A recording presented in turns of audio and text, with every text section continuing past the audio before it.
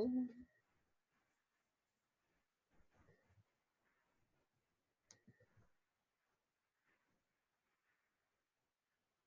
how's everybody today?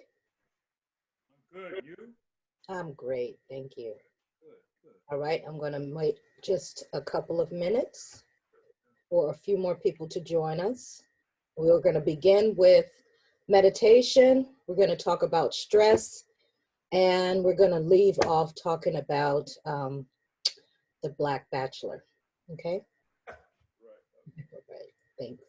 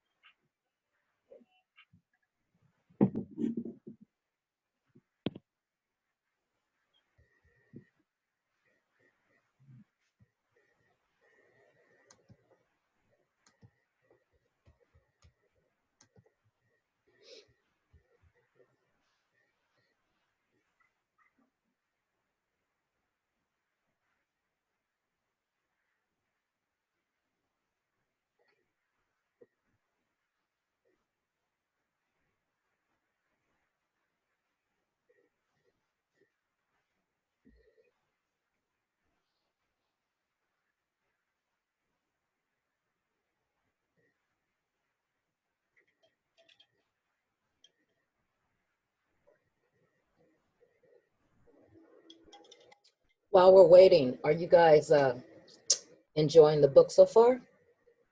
I haven't received my book yet. I ordered it, but it hasn't arrived. Okay. So, question 3 or something like that, I just kind of winged it, and I probably missed it real bad from some of the comments I saw in the discussion. Don't worry about it. Wait until you get your text. Wait until you get your text. Oh, also, one other thing. When you send those Sankofa things, are those assignments or it just... It's not assignments. That's what you should go over, however, during your week. Okay. It's extra knowledge, Okay, I got you. but important knowledge nonetheless. How about the rest of you?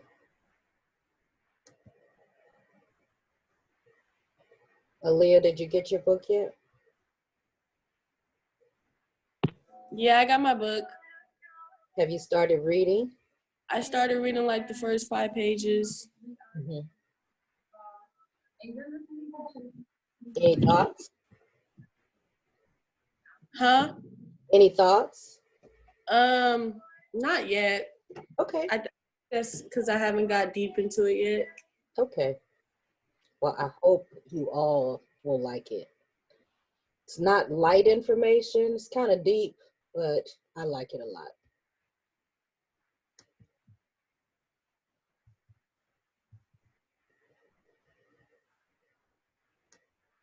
Okay, we have 1 more minute, and then we will start with the 5-minute meditation.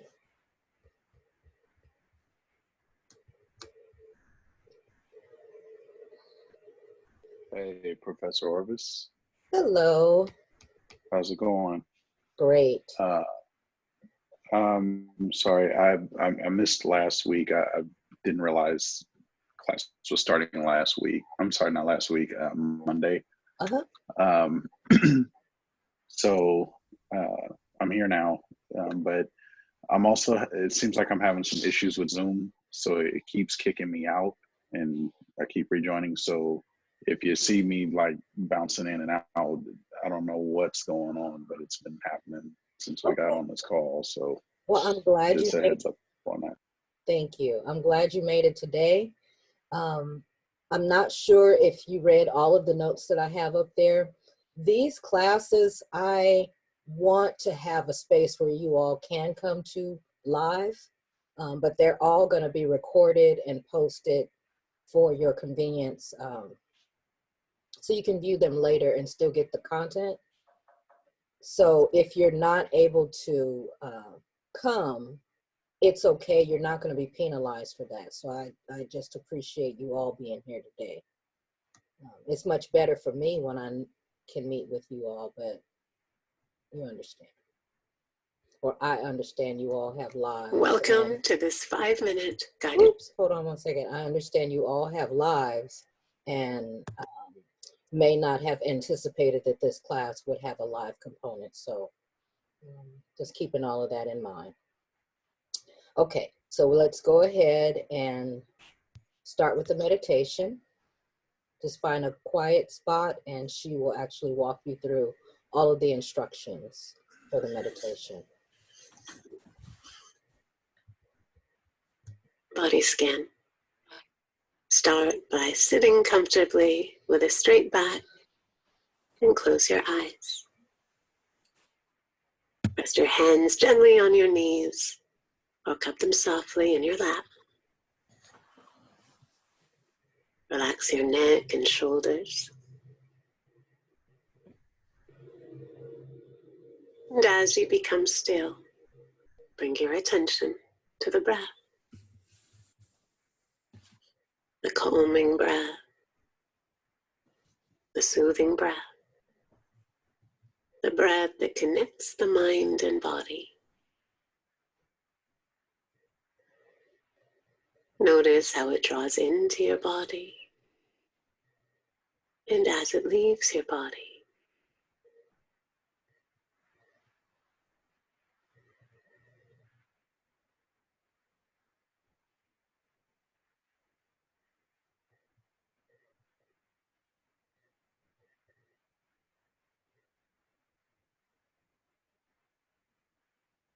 And now we'll begin scanning the body. So bring your attention to your head, feeling into your scalp, forehead, and face. You might notice tingling or tension, throbbing or soft vibrations. And if you don't notice anything, don't worry. All that matters is you experience whatever is there.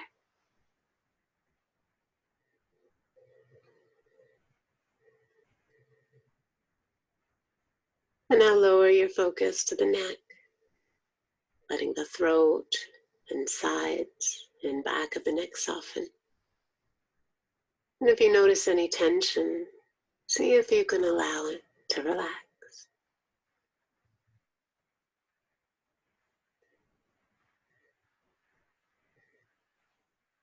Now bring your attention to the shoulders, noticing what's here. And whatever you observe is perfectly fine.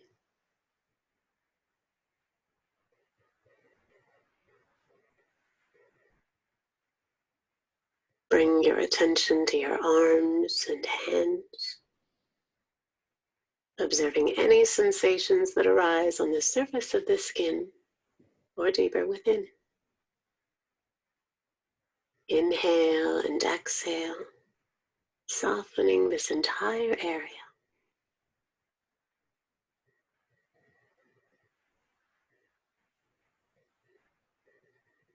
And now come to the chest and torso. Notice how the lungs expand and contract. Expand and contract.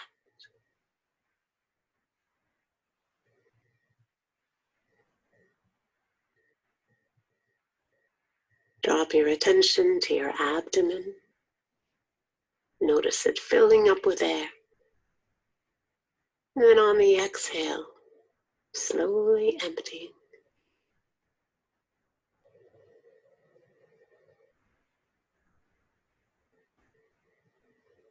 And now scan your back and experience whatever's there. There's no right or wrong, but if you notice any intensity, try directing the breath into those areas to help them soften.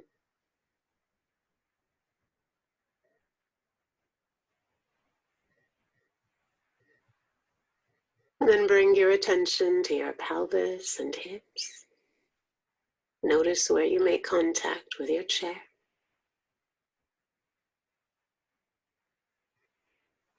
And scan your legs, circling your attention gently around your thighs, knees, shins, and calves.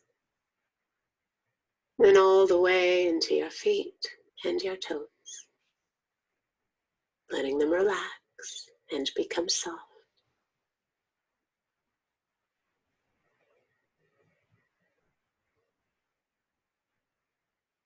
And now settle into the stillness that comes from paying attention to your body part by part.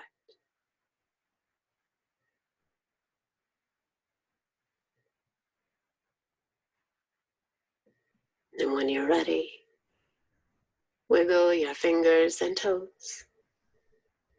Bring your attention back to the room and open your eyes. Enjoy this relaxed, peaceful state and take it with you into your day.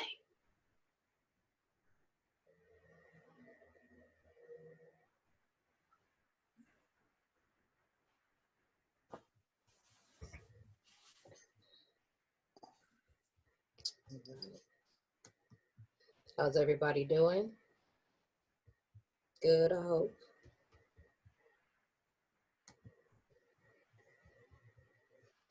All right. So before I put up the PowerPoint, how are you, Melissa? Good. Before I put up the PowerPoint, I want to ask you all for your definitions of stress. In your own words, what is stress to you?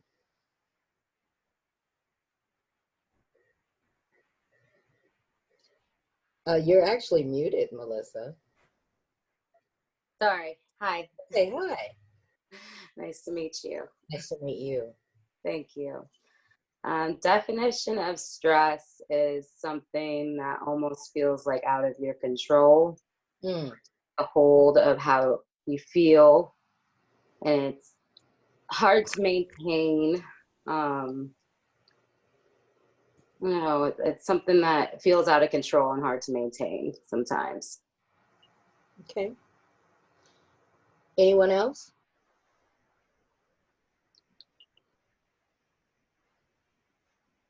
Come on, lovely, relaxed people. After all of that, whole 5 minutes of de-stressing.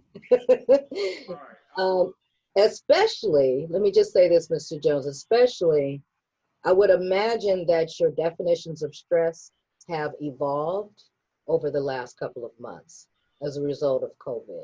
So what was stressful to me pre-COVID seems not only a distant memory, but it pales in comparison to what I deem as stressful now. So I'll just say that. Mr. Jones? Yeah, stress is internal and external pressure. Mm. Mm-hmm. That's my definition. Stuff that you put on yourself, probably trying to meet some sort of expectation, and then stress that other people might put on you to meet their expectation. And so trying to navigate all of that is cause a lot of problems. And I agree with what you said about now it's exponentially worse.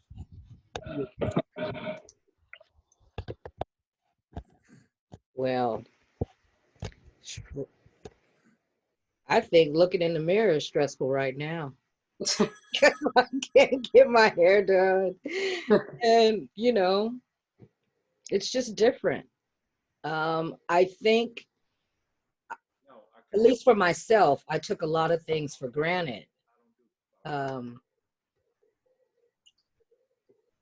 Pre-pandemic, even going out to eat and the preparation that I would take to go out somewhere is so different now. I don't worry about anything because I have on a mask every time I walk out of the house. So I don't worry about much of anything. I 100% agree with you about how it's different now opposed to what you define stress pre-pandemic, considering how I describe it now. I do work in a restaurant, and we did just open up this week. Oh, so I really want to talk to you. How is that? It was my first day back on Monday, and it was very stressful. Oh. And that's what I was saying. It's like this feels out of control. I feel like I don't have a grasp on everything I need to do. And it's just causing a lot more anxiety than I choose to have. Most people choose. Do you feel safe returning to work? Yes, because it's all outside. Everyone's spaced apart. I'm for nursing, so I'm pretty aware of how viruses work. Being said, it's more along the lines is making it comfortable for the guests opposed for me. I'm aware. I know not to touch my face. I know how often I need to wash my hands for myself. Now I need to do it for the patrons more so. And of course, I've always had that. Like, of course, that's a thing. Sanitary is always a thing when you go out to eat. At the same time, it's just the extra steps. And that feels like I can only do so much on my end, and I can't control others' actions, and that's the truth. However, I'm happy to be back. I'm happy to put makeup on. You were saying the hair. I went to Vallejo, and I'm not happy with it. But it's like you do what you have to do in order, but my roots were inches, and I just didn't feel comfortable returning to work. Like you said, it's stressful. So it was a way to ease my stress and being like, okay, I'm back to my normal routine, going back to being a server, and doing these things is somewhat controlling to me. Like, oh, I have some sort of regulation on this. Mm-hmm. I really would prefer not to be working as many hours as they have me scheduled right now. Mm-hmm. Because honestly, it's because, for instance, the last 2 days have just been, I feel the anxiety and the tension. And I'm trying to relax at the tables. At the same time, it's like they don't see what's going on in the back. And I just wish it was a lot different. Is it different for you and your coworkers? You said it's different in the back. It is. However, because of the type of person I am, people are not as serious about everything as I am. And, it's a little nerve-wracking to me the last couple of days, like wearing the mask, washing your hands often, making sure you consistently wash your hands after touching dirty stuff. And I don't know, it's like I can only control myself. So I'll do what I need to do. However, I don't feel like we're all on the same page. And that's it's a little upsetting. But as I said, it's for the patrons. So I'm trying to keep my calm and keep my cool, because it is nice interacting with people. That has been pleasant, to be honest. And those are things, like you said, take for granted. It's one of those precious things that it makes life so much more fulfilling when you can interact with strangers. I couldn't wait for my classes to start back. I miss being on campus and being able to see students and interact with them face to face. That's my favorite thing to do. This alternative, at least I'm able to talk to people. eventually, okay, Adam, no problem. Okay, cool. Eventually, maybe more people will turn on their video, especially when we have guest speakers, so I can see more people. So this is an alternative, at least if I'm able to see people on video, it's better than not seeing them at all. Yeah, exactly. So I miss the human interaction, but I'm glad to have this at least. And yeah, and especially talking about things like what we're talking about today. Hey, Adam, I think it's important to give students a space to talk about stress and how it's affecting them. So if you all want to, if there's other people in the room who are either essential workers or you just returned back to work or are to return back to work soon and you have concerns about it and want to share that, please chime in. So I am considered an essential worker. I work at Lawrence Berkeley Lab, where we actually have some of our groups doing COVID research. So I actually have not missed a day of work since the pandemic started. I've been working every day. When you brought up the definition of stress, it kind of made me think of something that just disrupts your natural flow and is a negative stimulant. Because every situation that I've thought of stress, it's usually in a case where there's something I want to do or I'm trying to do that for some reason I can't. And like I said, it being a negative mental stimulant where it's causing something in my mind to make me feel this negative feeling. You know what I mean? Feel like, you know, I have to overcome some sort of obstacle or something. Whoever has music playing in the background, could you mute yourself? Thank you. Is that you, Adam? Yeah, I'm on hold. I'm working at the same time I'm in this class, okay, so I'm on hold. So I'm sorry. No, it's all good. I just, but no, I mean that's even one of the stressors, right? Like I said, I'm working at the same time I'm in class. You know what I mean? Yeah, so, yeah. But you know, I don't know. I think just given. Let me see if I can turn this down just a bit. I thought it was somebody enjoying their music. While we're talking, I'm like, come on, we're not going to be on that long. Nah, but I don't know. I mean, I really think, you know, prior to you asking that, I had never really thought about like a definition of that. And, you know, and now that you say that, it kind of makes you think, you know, more and more about it. Like, wow. You take care of that. Sorry, I have somebody doing work at my house at the same time too. I have a lot going on. But no, since we've started this pandemic, part of the fear, because like I said, I manage facilities. I have, I think, 23 facilities that I manage.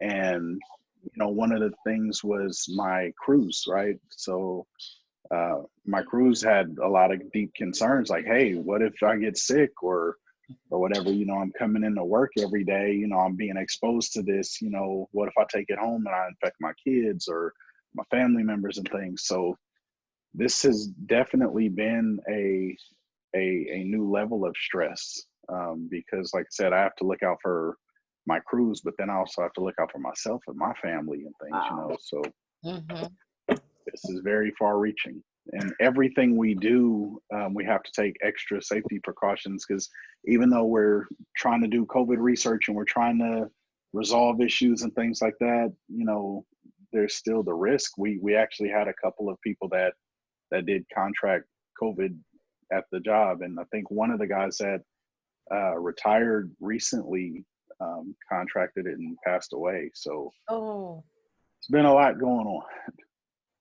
Was that one of your direct coworkers? Yes. Oh. Yeah, he was in charge of of moves and transportation.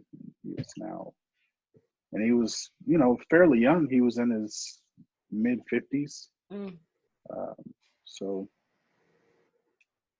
it's been a tough year so far. Well, I thank you for what you do, and not just on a professional level, but also, you know, having the guts to hang in there and try to find some solutions for what's going on right now. I appreciate that. Anyone else?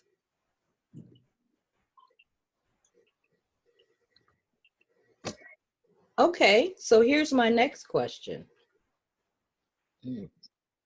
How can stress be a positive thing right now? Oh. Stress made me put this together. But, you know, stress makes me want to do meditation more often. I'm gonna turn it positive like that. Stress makes me, this type of stress makes me want to do more for people. So it's made me kinder. It's made me think of others before I think of myself. So Monday when we talked, Mr. Jones asked, do you think we have opened up too soon? Yeah, I do think we've opened up too soon. In some ways, I believe, or I support those that need to work. Of course, I need to work myself. But to go in certain crowds or expose myself to certain things, knowing that I take care of my parents who are older. My mother is 85 and my father's 83.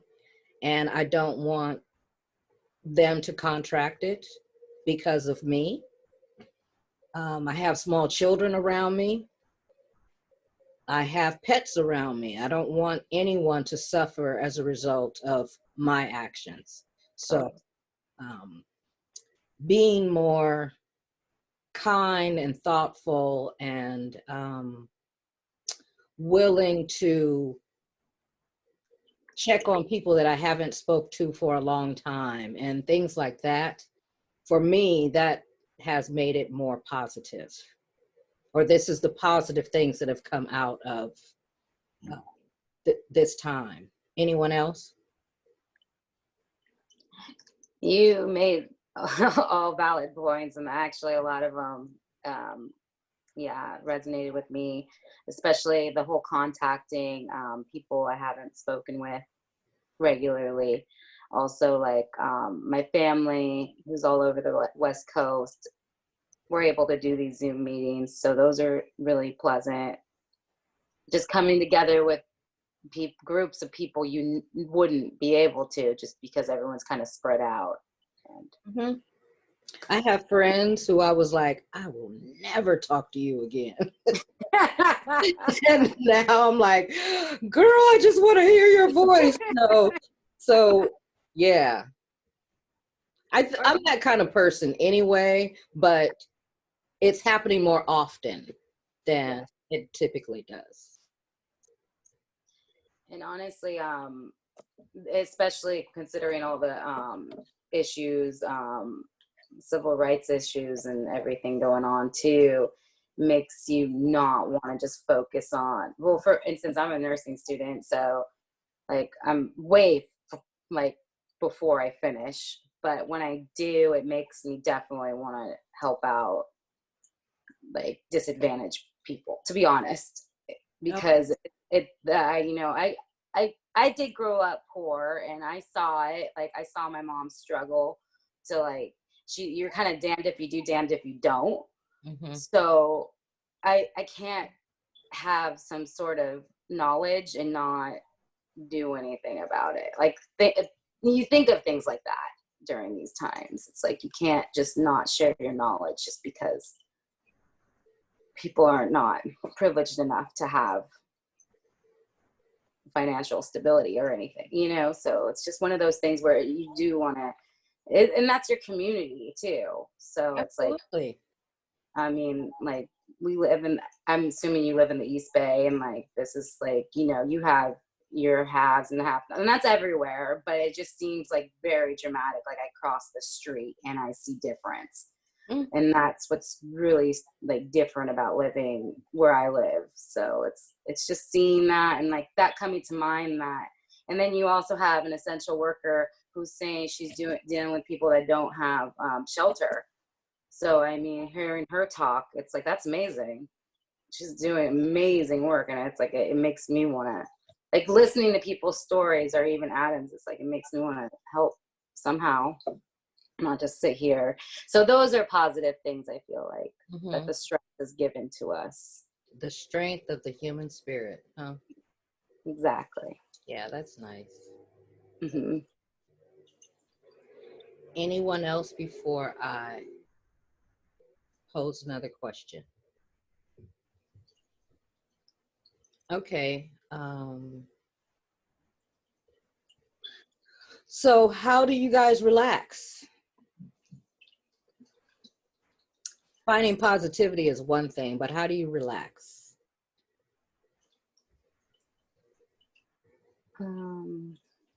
Go outside. Enjoy the sun.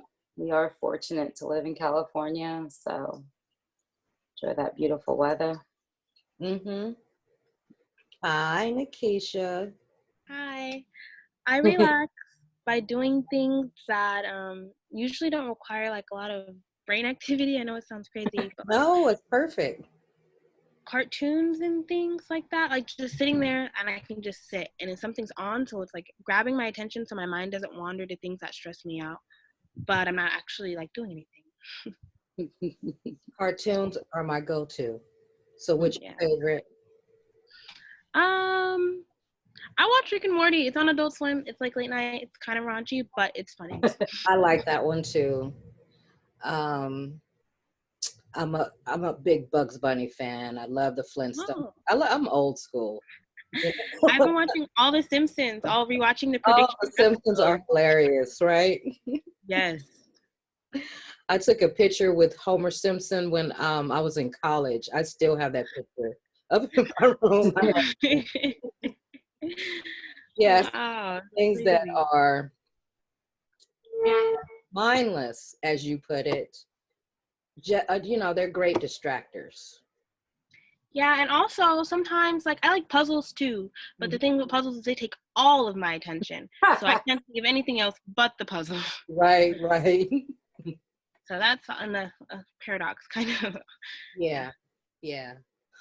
But those energy zappers are sometimes really good, especially if you are stressed out and your anxiety kicks in. That's a good way, you know, to just breathe and do a puzzle. Yeah. You know, or breathe Definitely. and do meditation. It's very nice. Anyone else?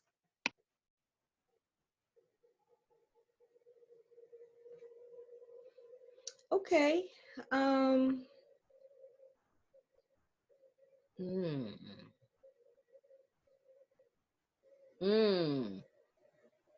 How can your long-term outlook on life help you deal with stress? So like, if you think about your, say, the goal that you might have over the next year or 5 years or 10 years, the idea of imagining your home maybe with children in it or married or trips you might go on and the steps you might take to save money to make that happen or whatever. How can your long-term outlook on life and your plans help you deal with stress? I love to travel. And for every class, I always mention this. So if you've had me before and heard this, it's true. I love to buy shoes. I love shoes. And I have little feet, so I think my feet look cute in my shoes. So I like shoes.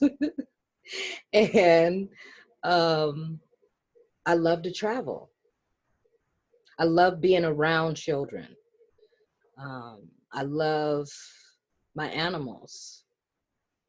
So those are the things that I love. Of course, love being around my parents. It's a little bit of work, but I love being around my parents. So what do you guys like?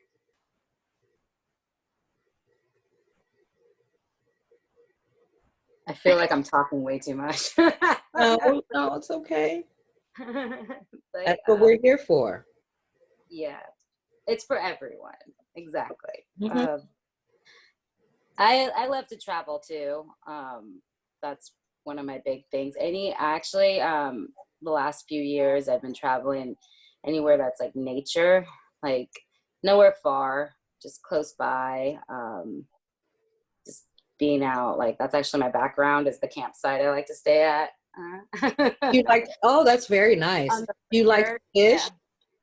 I do not. I like to relax, like Okay. now, and I'm not kidding. It's like almost, it's magic. It's like natural magic to me. And yes, I think like you're talking about big term goals. I want to see the whole world. I mean, as much as possible, everything, but definitely like more natural settings than like big city. I love city life. Don't get me wrong, but natural settings of like it's just like you see your screensaver and you're like, where's that? Take you to another world, and you've gone 20 miles away, and you feel like, I know. It's important. It's important. Mm-hmm. Oh wait, sorry. Oh, it's good.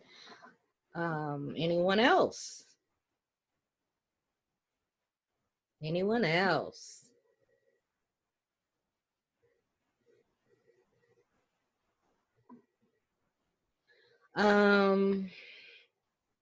Okay. Well, we can always return back to that. What I'm going to do now is go to the PowerPoint. Where is my PowerPoint? Hold on, hold on.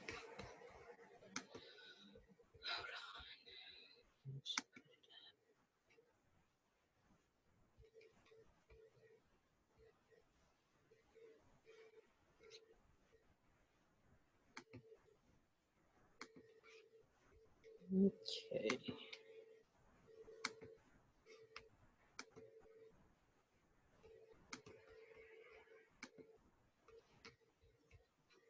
Okay, can you see my screen? Cool.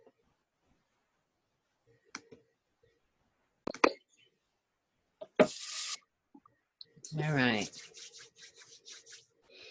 So, stress is, by definition, or rather I should start with, come on. All right. According to the American College Health Association National Survey, students rank stress as the #1 barrier to academic achievement.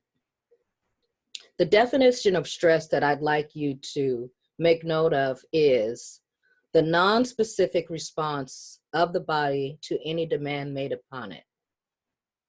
Again, stress is the non-specific response of the body to any demand made upon it.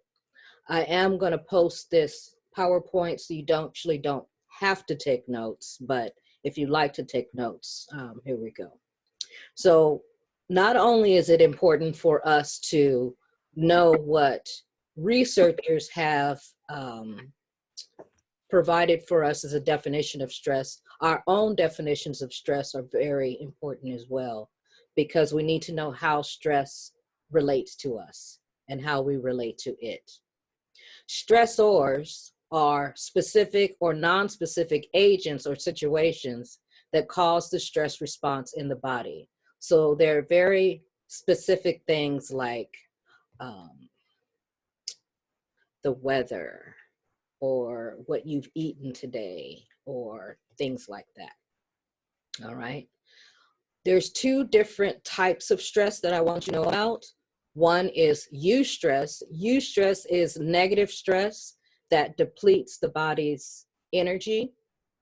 And there are things like car accidents or getting into a fight or maybe even loss of a loved one or getting divorced, things like that. Eustress, on the other hand, is positive stress that's associated with births, reunions, weddings, getting an A in the class, things like that. Here I have a picture of Princess Keisha and Prince Kanul Omilana of Nigeria. Okay. And these are also, again, different types of stressors. The first is acute time limited. Acute time limited stress is anxiety provoking situations like giving a speech.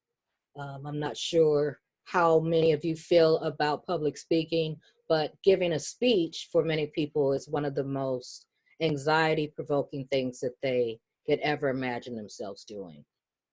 The second type of stressor here is brief naturalistic. Brief naturalistic is more serious challenges than acute time limited stress. It's things like taking the SAT or meeting a deadline for a big project. This class is going to go fast. The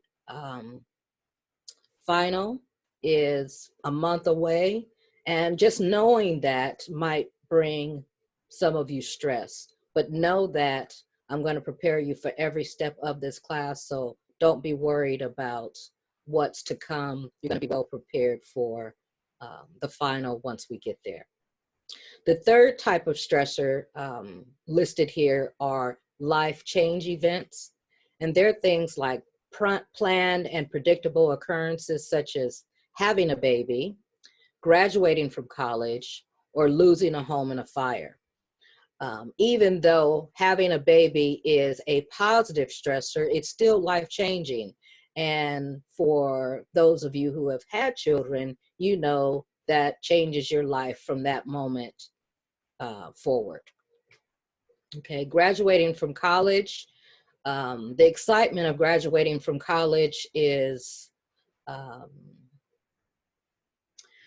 it's almost indescribable.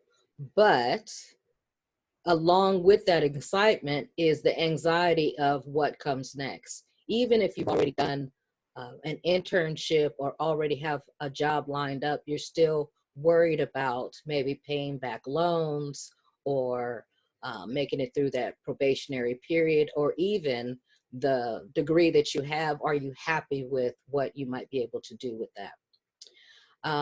And losing a home in a fire is just simply self-explanatory. The fourth stressor is chronic stressors, things like ongoing demands caused by life-changing circumstances, like a permanent disability following an accident.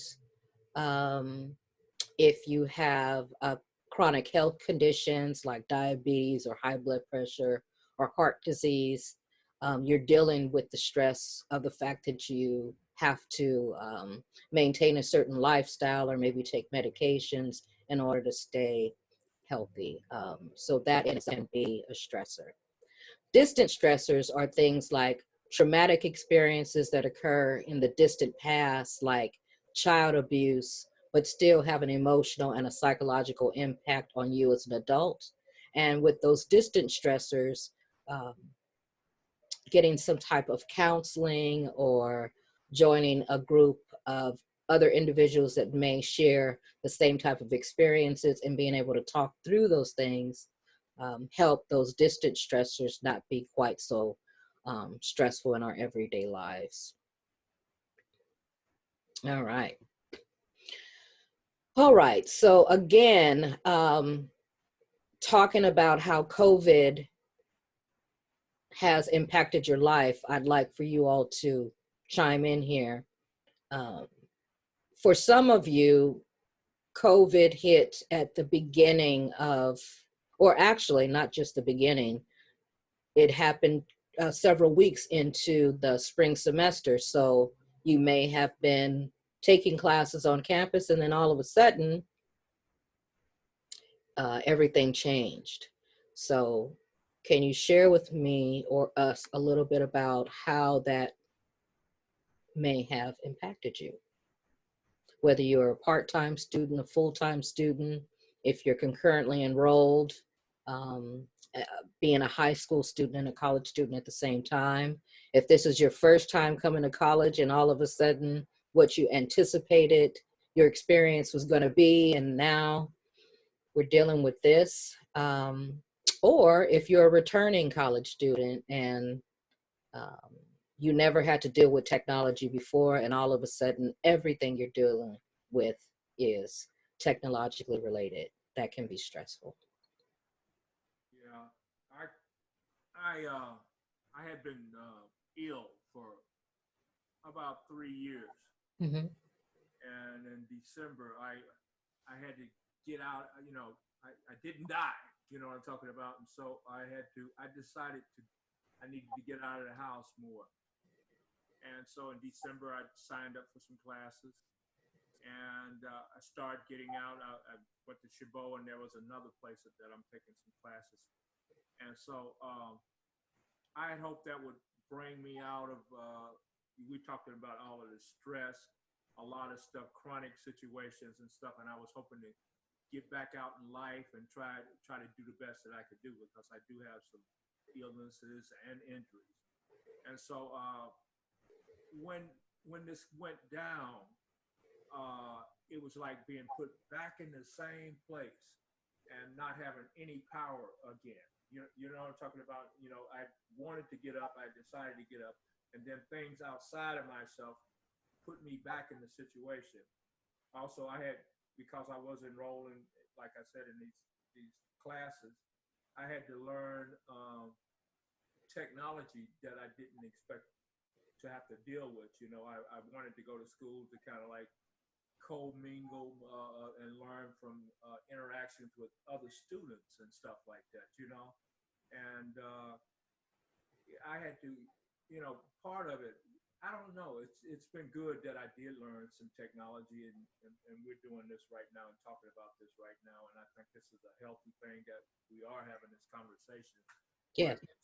But it has been somewhat of a setback, I must say, spiritually. I'm talking about, and probably emotionally. But I'm still trying to put the best foot forward. And this class here is a little different than what I thought it was going to be. But it's where I need to be.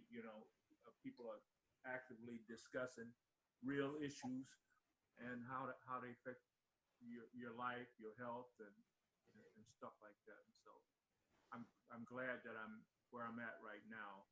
I do wish the situation was different, but I'm not in the worst place that I could be. Thank you. Thank you. Anyone else? What type of challenges has being a student during this time posed for any of you all? Well, I was gonna say, I was taking 2 science classes in lab. That was a challenge, and I'm sure that there was some points lost in translation when you take off hands-on learning in that. So, and then also like not having a job, not like losing your job in the matter of an instant, a phone call, and not having an option to go get another job. That was a stressful time. That's why I probably associate stress with out of control. Like I felt like we all do what we have to do in order to make money. And that was another thing. I was like a little frustrating because I was trying to get other jobs that I usually wouldn't. And I wasn't able to get anything right away. And yeah, I just felt like time stood still a little bit and options were limited. School was actually a saving grace during this, because it kept some sort of routine and stability. So I appreciated actually having that. So it was a positive and negative, I guess. Yeah. Yeah. Thank you. Anyone else before I move on? Okay.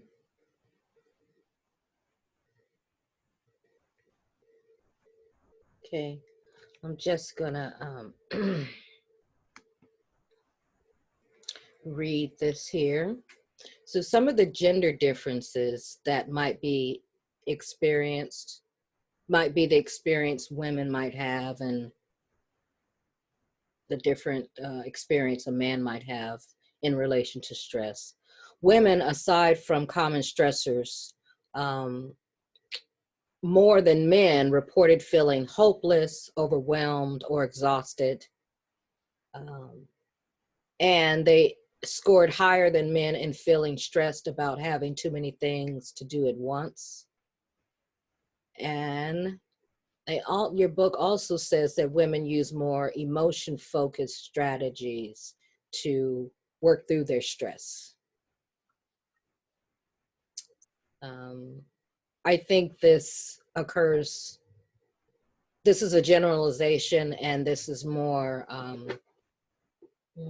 some women respond this way, some men respond in opposite ways, and some women's reactions to stress are more like men, the description of how men respond to stress as opposed to what you see written here. So they say that men are more likely to disengage when they're stressed out, and they might try to remedy their feelings by using alcohol to drown their feelings. Any comments about that? Yes, I'm a guy that I'm kind of like what they might say in recovery, but it's been almost 25 years Mm-hmm. of alcohol abuse. Earlier in my life, I used alcohol to kind of like deal with all kinds of stuff. It was a coping mechanism and all of that kind of stuff. So I agree with that. Okay. It's challenging now to learn how to deal with stress and manage stress without using alcohol. Earlier in my recovery, I'll call it recovery, I used to go to a lot of 12-step meetings. Yeah. And then as you engage more in life, you find yourself too busy to do all of that kind of stuff. And eventually I became a business owner, and that required me to kind of be engaged pretty much 7 days a week. So I had to focus on what I needed to do to keep things running. And so, and then an injury resulted in me kind of having to retire before I had planned to retire. And I had developed diabetes. So with both of those things happening, I had diabetes for a while, but with the injury that forced me to retire, and I had been physically active, so I guess I had kept to that point my diabetes in check. But after not being physically active, everything kind of like came down on me. And so, like I mentioned earlier, I was trying to reach out for new ways to live.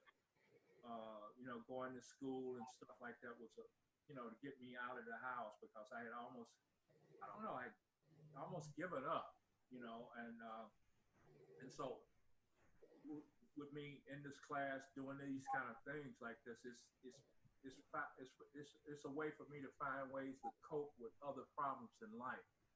And school is a part of the process. And then this COVID-19 thing, it put another level on that. I had to you have to regroup again and try to keep moving forward. And I guess talking about this right now is one way I'm dealing with the stress, but I can truly say that this is a bummer, and I've been bummed out, and the school has given me structure, as the young lady mentioned before, and things to do and focus on, and goals, and you know, and deadlines and stuff like that. So it has been helpful. Thank you for letting me talk. Oh, absolutely. And I'm very happy that you are in recovery and that you're doing well. And that, yeah, I'm very, very happy about that. When I'm not a drinker, however, what is it? Bevmo sends out lots and lots of coupons. And I have a Bevmo not too far from me. So in response to certain stressors, when we found out that there was no end to COVID, and that reopening would take on different phases, I tell you, I bought some tequila that day. I got a little variety. But it's not, I bought them out of stress, but I have not engaged in drinking very much of it, and I'm very proud of that. To have it here, I tasted each one of them. It was really good, but I am not using it in response to stress. And I think it's important to be honest about those things, and even talk about other things to do rather than going to reach for a bottle. Taking a walk, watching cartoons like we talked about earlier, getting involved in the work that you do. I actually read too much and do too much research for my mind to be altered all the time. So those are reasons why. And not having time, filling up my day with things that I need to do, and making sure that I stay on the schedule. All reasons to not stop and pick up that bottle. But they all taste really good. And I'm very thankful for those coupons that BevMo keeps sending me. I'm very thankful for them, but I'm gonna do my best at managing all of that. Okay. All right. Being an adult under age 25, they refer to people under age 25 as emerging adults, even though we say that at 18, you are legally an adult.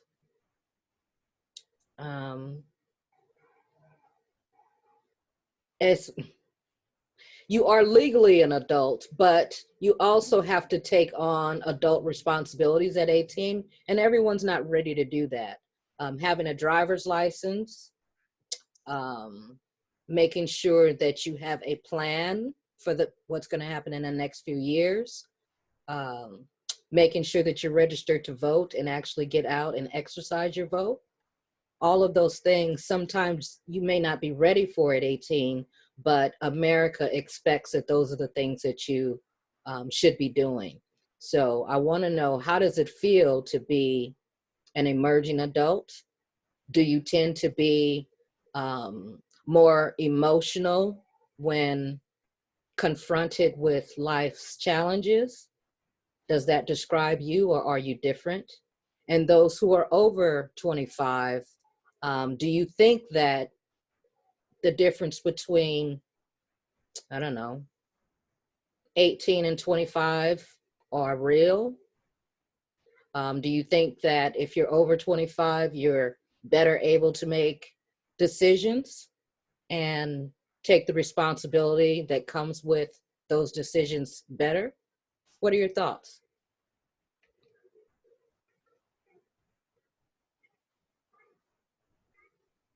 Like I said, I feel like I'm talking way too much. but I was gonna say I'm definitely over 25. Mm-hmm. But however, when I was younger, I was already wanting to move out. So I moved out when I was 18. I did move back in twice, but by the age of 25, I definitely have not lived back with my mom. Mm-hmm.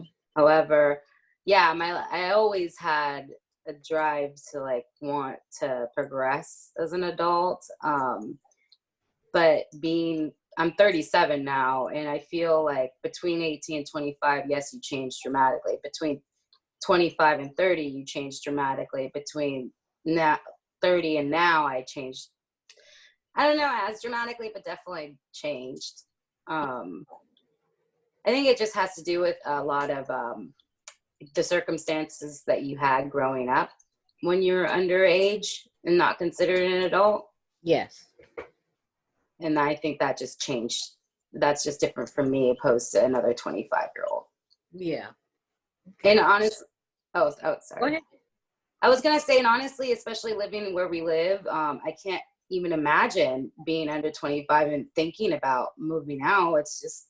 It's really expensive now, and you really have to have some sort of high income in order to do that, unless you like live in a studio with 3 other people. So I'm very fortunate. I'm gonna count my blessings in my circumstantial situations. I'm 37 now, so when I was 18 and wanted to move out, it was more feasible than an 18-year-old now. It's more feasible, but it's still very expensive to move out and live on your own in the Bay Area, California. Well, yeah, but the Bay, now especially. yeah, Exactly. That's what I'm saying. It's like when I was 18, it was just, I found a 1-bedroom apartment I shared with somebody for like, I don't know, like $700. yeah, right. Yeah. So, I mean, you can't even find a room for $700. Right. So I feel for them. So I'm sure like, it's not even like the drive and the will. It's just how do I do it? Right. I actually gonna put you guys, take a short break. I have a package that just arrived and I just need to sign for it. So That- give me 1 minute.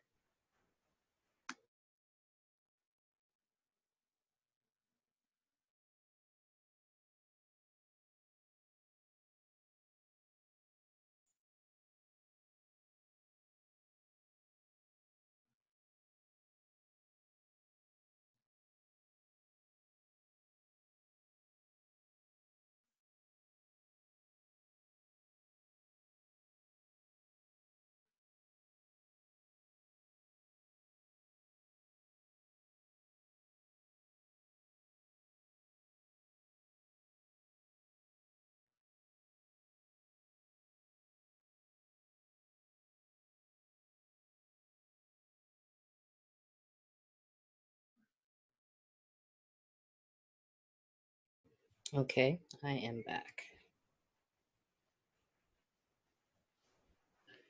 Okay, let's move on.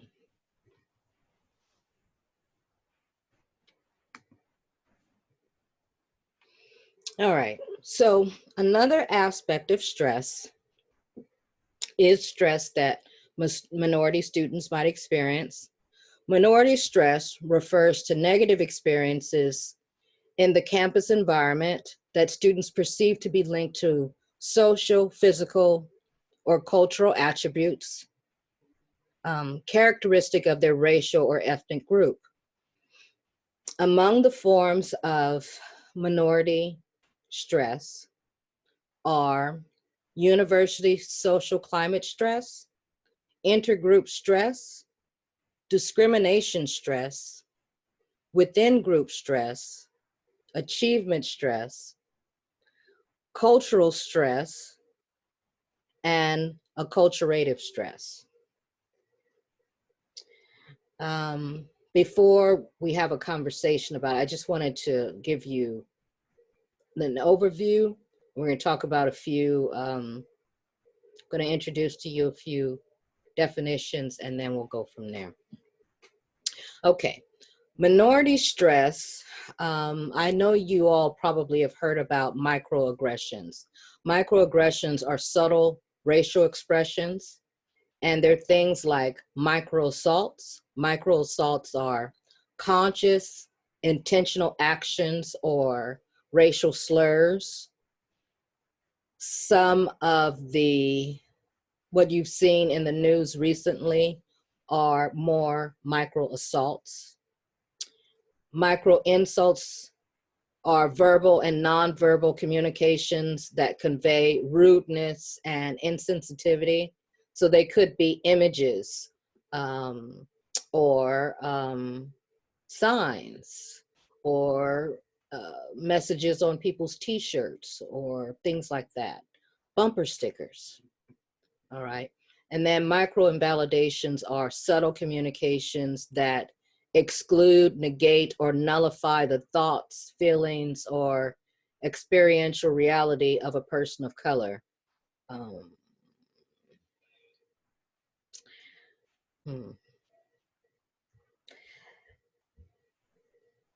This can be such a long conversation about these things. If you want to comment, fine. If you don't want to comment, it's also fine. Because we're going to talk about these things have opportunities several different times to talk about these things. All right, go ahead. All right, that's something that's almost a daily. Of course. Microaggressions, insults, the whole 9 yards.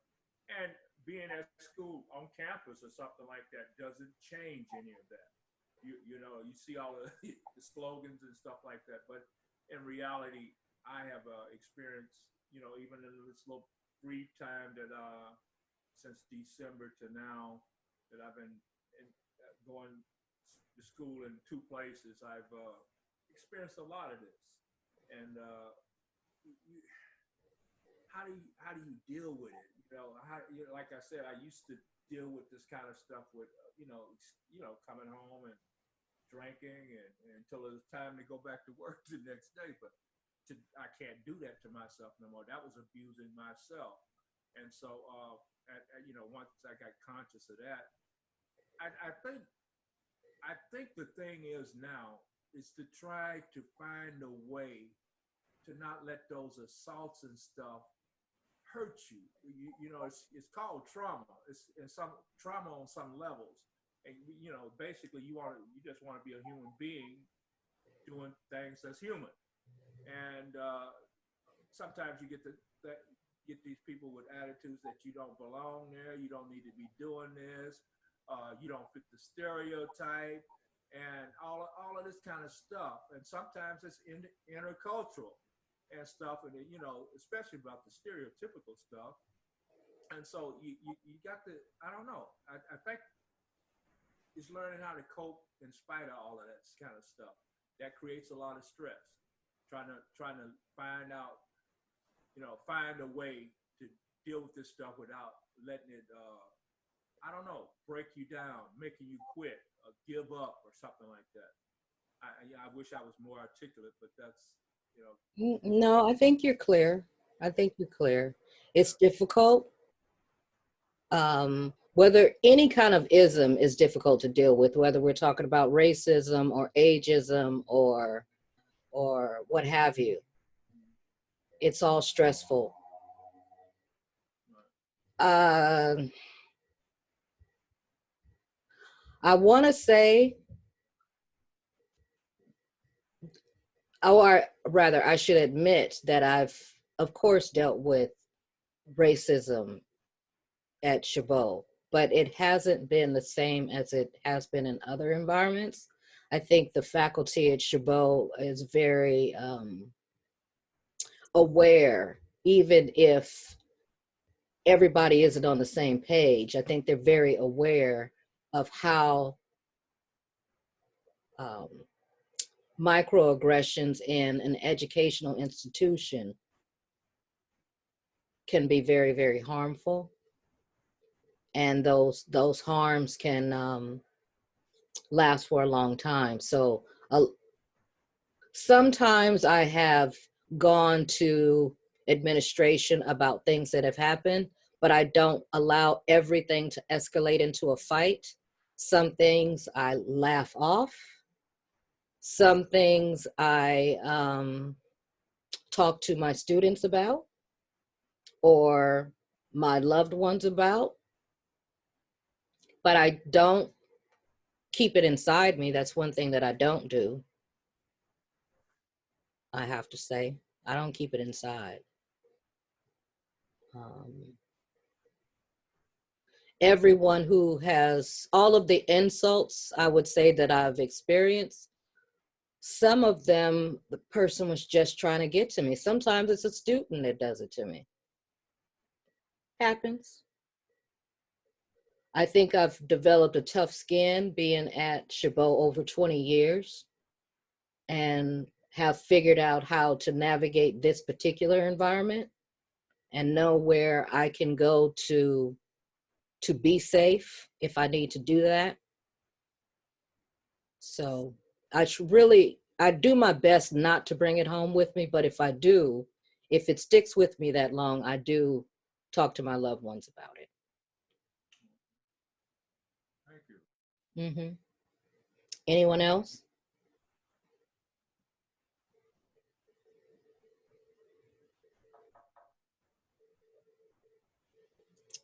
Okay. Since we have a test on Friday, I will mention test stress.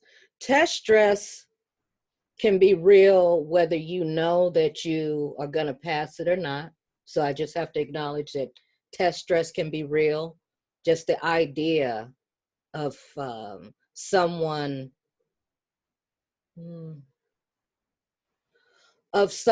grading your thoughts, because in this class, your test will be short answer essay questions, not multiple choice. So I expect that you dig deep and say exactly what you feel without judgment.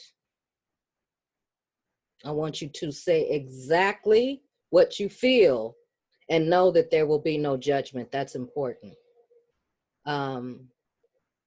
So different methods that you can use to relax around stress. I put up a guided meditation. I use meditation for a lot of different things to relax, and in a lot of different ways to relax.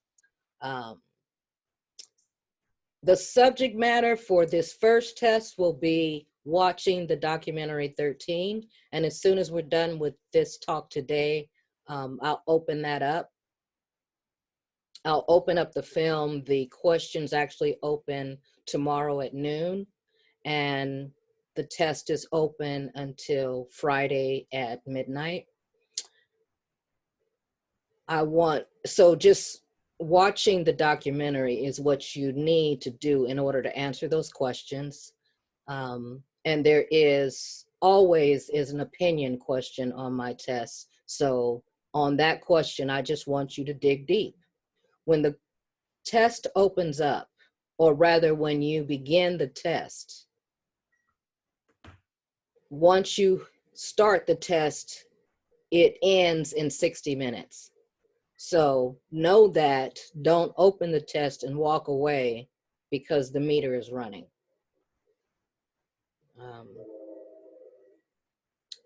Another way to get through a test and do well is to, and I hope you all will enjoy the material, but if you enjoy learning, it makes it easier to do well on a test. If you have good study skills, watch the documentary ahead of time and think about the content of the film. And positive self-talk also is another way of doing well. Know that you know what you know and just do your thing, do it well. That's the kinds of things that positive self-talk will get you to, or a level that it'll get you to. All right. being angry about what's going on in the environment and the changes that are occurring right now is real. If you have been impacted again by either losing your job or having your hours cut back or not having a job at all, economic stress can be part of stress for you. Some of you are working and you're working long hours and you're concerned about being burnt out, and being burnt out also is real. It's a state of physical, emotional, and mental exhaustion resulting from constant or repeated emotional pressure. If your boss talks down to you, that's repeated emotional pressure.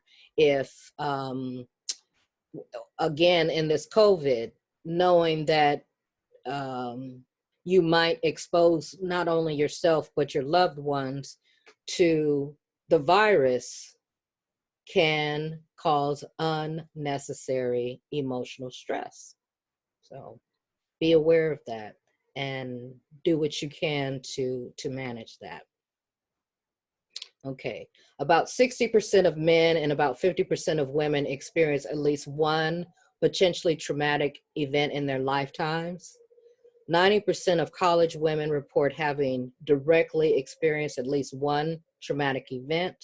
And among all age groups, most people after a traumatic event cope well by continuing to meet demands of their daily lives, and they can look forward to recovering fully. So just because you had an event and it impacted you directly doesn't mean that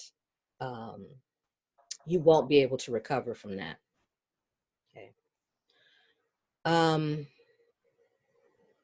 Post-traumatic stress disorder is a term that we hear a lot, and it is simply the repeated reliving of a trauma through nightmares or daytime recollections. So doing things that distract you, eating well, drinking enough water, talking to someone professionally if you need to, or joining a support group really help to offset the what can happen if someone is dealing with PTSD. I also should mention that the events around what's happening now in the community can also kick off PTSD. I'm not going to spend time on that. You also can look at that on your own. I will post this again as soon as we're done. Let's talk for a moment about the stress response. You probably have heard of the fight or flight syndrome, but you may not have heard of GAS. GAS is very similar to the fight or flight syndrome. However, it is Hans Selye's version of the fight or flight syndrome. It has 3 stages: alarm, resistance, and exhaustion. And what is going on with the body experiences stress or a stressor, and that marks the alarm phase, when the body tries to respond to that stress by bringing it back into balance, which is homeostasis. That stage is called resistance. And if that stress continues and the body is unable to maintain or achieve homeostasis, it goes into a stage called exhaustion. If your body is unable to repair itself or rebound from exhaustion, you can become ill, and eventually it can kill you if you're still unable to respond to that stress. So being able to recognize when you are stressed, again, the definitions of stress that I asked you to develop or share with me earlier will help you be able to identify when stress is happening around you, stress that your body doesn't like, and that you need to respond to. It's important to know that stress can affect the heart, there is a link between stress behavior and the heart. And some of the behaviors that we engage in that put more stress on the heart are overeating and smoking, and we can add alcohol to that list as well. So if you know that you are stressed, these are the things that you want to avoid or curb or minimize when you're going through that time.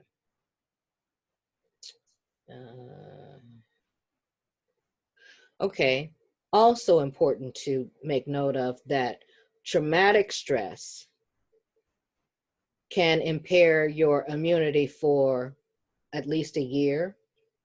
And the longer the stress, the more the immune system shifts from potentially adaptive changes to potentially harmful ones. So when you first are dealing with a stressor,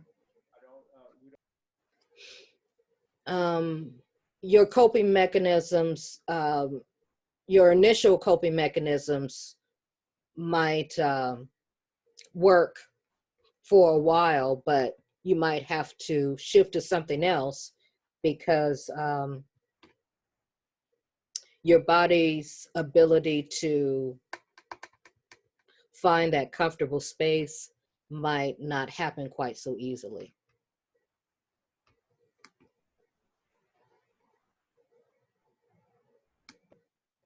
Okay.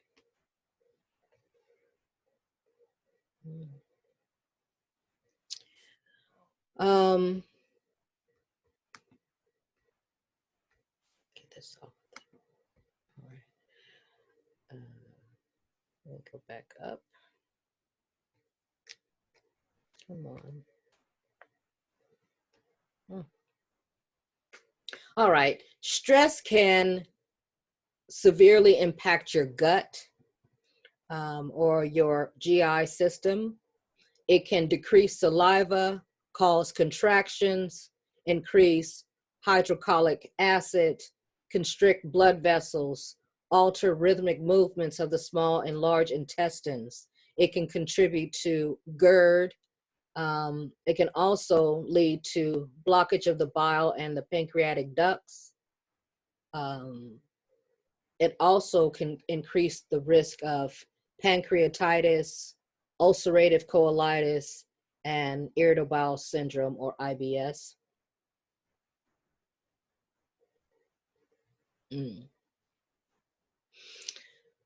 So stress that stays in the body for a long time can actually cause cancer. It can actually exacerbate cancer that exists in the body. So again, being aware of your general health, being aware of what stresses you out and how stress might impact those things is extremely important. And talk to your doctor about what specific things to watch out for with your specific condition, if you have these. So for some people, the first sign of stress is muscle tightness, tension headaches, backaches, upset stomach, sleep disturbances. And forgive me for saying so, but constipation also might be an indication that you are stressed. Some people feel fatigued, their hearts beat faster than usual when they are resting, another indicator, and they feel tense all the time. Other people might feel sad, they might lose their energy, their appetite, their sex drive, and develop psychological problems. And skin conditions might also erupt from being stressed out.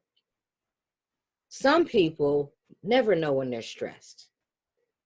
They have no idea. It's others around them that say that they notices differences in their behavior, but they are totally unaware of how stress impacts their life.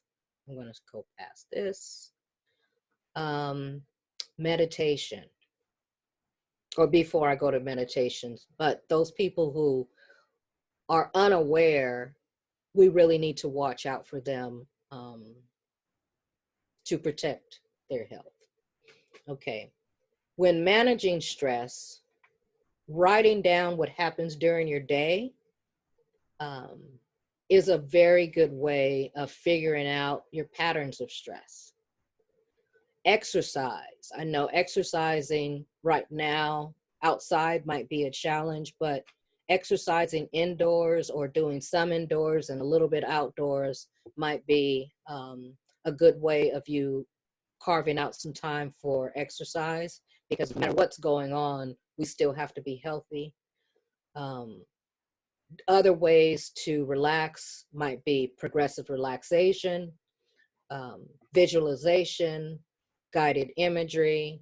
The meditation that we did earlier, the 5-minute body scan, is an example of guided imagery. Visualization, Melissa, you have your pictures of places you love to go. That would be visualization. Progressive relaxation also can be like a body scan, or imagining that a drop of water on the top of your head is trickling down and blah, blah, blah. That's progressive relaxation. Being mindful while meditating is also very important. And some of the benefits of meditation are: it reduces activation of the sympathetic nervous system, which in turn dilates the blood vessels and reduces stress hormones such as adrenaline, noradrenaline, and cortisol. Stress also reduces high blood pressure and the need for hypertension medications. It can reduce atherosclerosis. It can reduce constriction of the blood vessels, thickening of the arteries. It can reduce mortality rates. It can slow aging, reduce hospitalization rates, decrease medical care utilization and hospitalization, increase creativity, improve memory, increase intelligence, decrease anxiety, reduce alcohol abuse, and increase productivity. And after doing meditation for a while, you'll notice your own benefits from doing meditation. Okay. I just thought this picture was just extra cute when I saw it, so I had to put it up. Kids meditating is one of the cutest things ever. I've done story time with kids and start out with meditation, and they love it. I can't believe it. 4 and 5-year-olds that really get into meditation and love it. So my classes, again, we start out with meditations to settle things. With the design of my Umoja classes, I do that. We get some discussion out of the way. We talk about some real issues and leave more room for discussion. So yeah, that's what this is all about. Okay.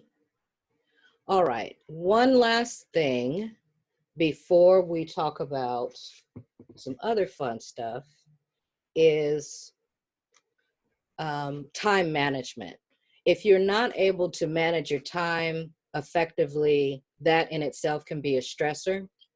So take some time to schedule your day, schedule time during your day for class, for work, taking care of yourself, for exercise, for all of those things, taking care of your family.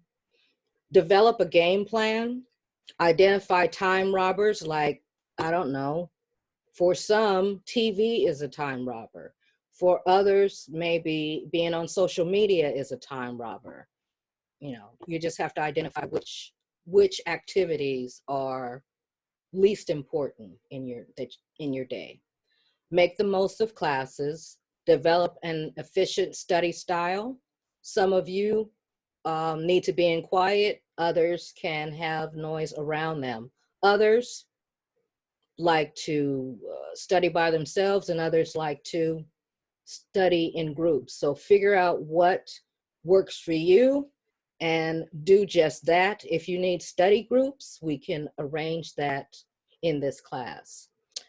Focus on the task at hand.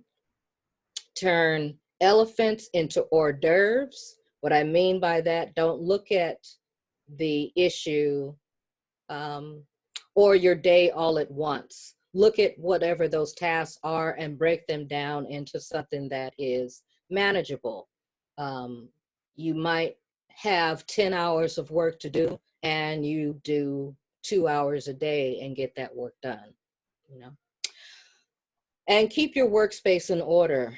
Having a messy or junky or stinky work environment makes it difficult to get anything done. At least that is the way it is for me. So those are my suggestions. And it's now time to talk about the Black Bachelor. Are you familiar with the Black Bachelor? Are you familiar with Black Bachelor at all? Talk to me. Do you watch The Bachelor, The Bachelorette? Nope. Oh my goodness. I watched The Bachelor when I think it was the first Bachelorette, and her name was Rachel. Yeah. Like, that was the only one that I watched. Yeah, so actually I'll show you Rachel. This is Rachel Lindsay, and she did get married. She married Brian Abasolo, and she had quite a bit to say about the first Black Bachelor. What are you all thoughts? Even if you don't watch the show, what are your thoughts about the timing of there now being a Black Bachelor?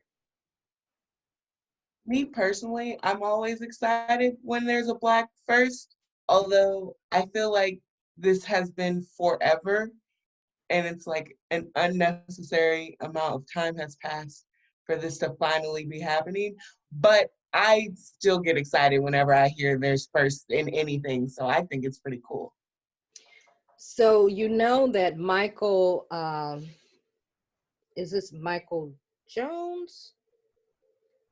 Anyway, the other gentleman that is aside Matt James was actually slated to be the Bachelor in the last season, but Peter actually was chosen, even though Michael was a fan favorite. Michael says he's not angry that he wasn't chosen as the first Black Bachelor. I think they're very handsome men, and I'm just glad that it's happening. I'm just glad that it's happening.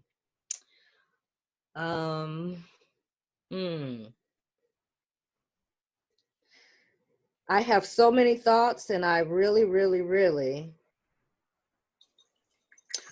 okay, I'll just say this. I think that the move was more reactionary than it was proactive. And I hate that it's happening under those circumstances, but I'm glad that it's happening nonetheless. Are you all gonna watch? Those shows don't intrigue me. I don't typically like I used to watch Flavor of Love and like Rock Love, but I mean, it was just because it was like messy and that was funny. And these shows don't seem as messy to me. So like, I like the Bad Girls Club and stuff. Like, I like terrible reality shows, but these are too structured for my reality taste. Right. I hear you. That's just me. I mean, everyone's different. I had a question. Is it actually called the Black Bachelor? Or are they just calling it the Bachelor still? They're just calling it the Bachelor. If they called it the Black Bachelor, you know, I would be standing at them doors with my mask on, like, what? Are you guys serious? I was just wondering because it kind of like I was like, what the? No, but it's just the Bachelor, but he is noted because they have gone for 18 seasons without having 18 seasons without having much diversity.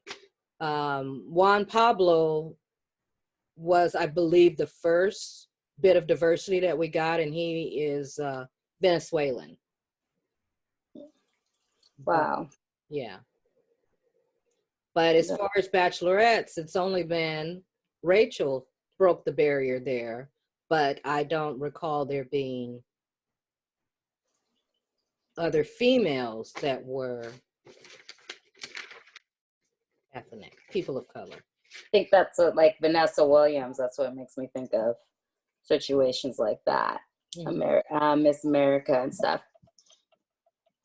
And it's crazy because that was so long ago, and this is just it's kind of crazy to think of things like that. Mm-hmm. Not saying it's much diverse still on Miss America, you know that, but I mean, still, at least there was something. Yeah. Be it reactionary or not, I'm glad that it is happening, and I hope that he's treated well. I hope that he finds love. And according to Rachel, there's actually more drama going on behind the scenes than what you see on camera. So again, I hope that he's treated well by the people that he interacts with, the network, the media. Nasty. You know.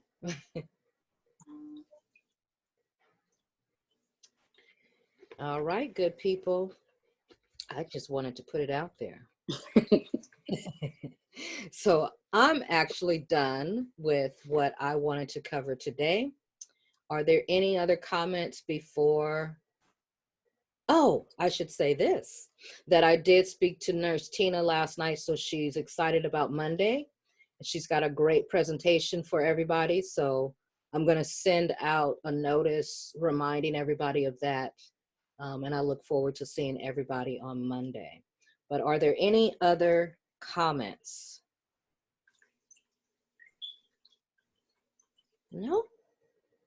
You guys are too easy. Too easy. So I will bid you adieu. You have a great day. You too. And I will great weekend.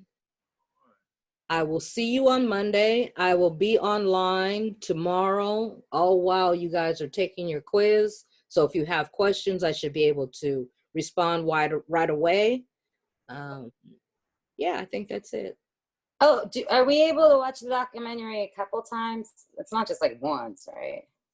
It's not just, no, you can watch it as many times as you want. You could, yeah, you can watch it as many times as you want.